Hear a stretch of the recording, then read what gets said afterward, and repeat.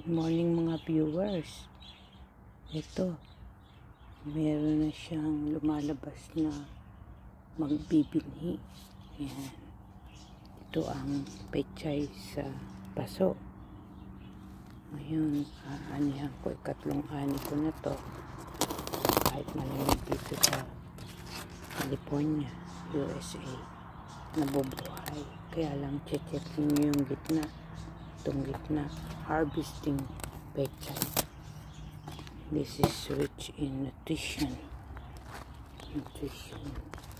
na nakapagpapagaling sa mga at nakapagpapalakas sa mga may sakit.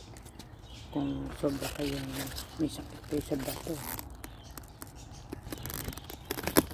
nakakaano yan.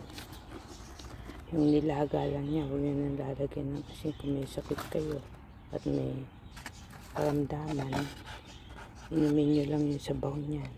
May mga life cells yan.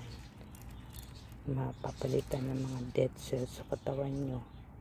Saka flush away your bacteria, microbio para mabilis kumaling. At pag nagbukas ang mga skin pores nyo, yung nilalabasan ng mga pawis, sweat pores, maaalis ang mga asin, maalis ang mga urea, uric acid.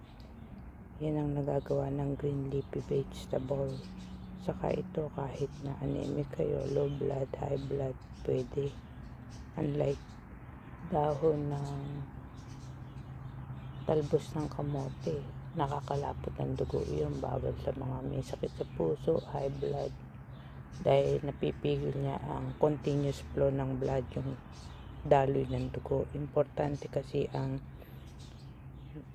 continuous blood flowing, blood circulation, normal circulation, kasi pag tuloy-tuloy ang daloy ng dugo, nadidistribute ang mga nutrition, sustansya na nakakain natin papunta sa mga organs, mga brain, mga puso, kahit sa pinakamaliit na arterioles, venules.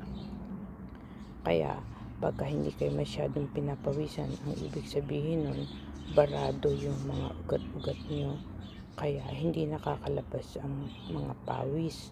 Importante kasi pinapapawisan, dahil pag pinapapawisan kayo, lahat ng nakakain nyo na excess sa katawan nyo, mabilis lumabas. Unlike sa pag-ihi or urine, it will take a while, medyo kabagalan sa kapag dumi. Unlike ng pag pinapapawisan kayo, yung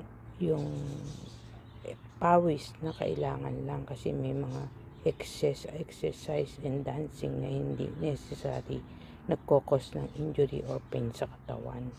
Pero ito, pagkain ng mga gulay, nakakaalis ng mga panlalata, pampalusot ng katawan, saka nakakalakas ng immune system.